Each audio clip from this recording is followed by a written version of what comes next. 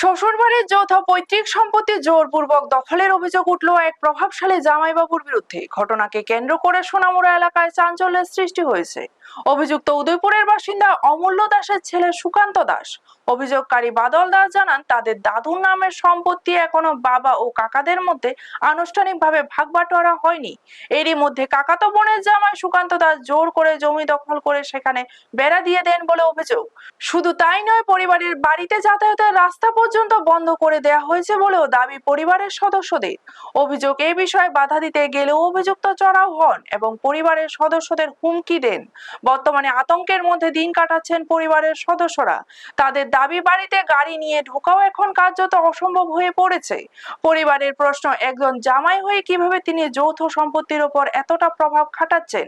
ঘটনার সুষ্ঠু তদন্ত ও পরিবারের নিরাপত্তার দাবিতে সোনামুড়া থানায় লিখিত অভিযোগ দায়ের করা হয়েছে বলে জানা গেছে। ব্যুরো রিপোর্ট, নিউজ তৎকাল 24।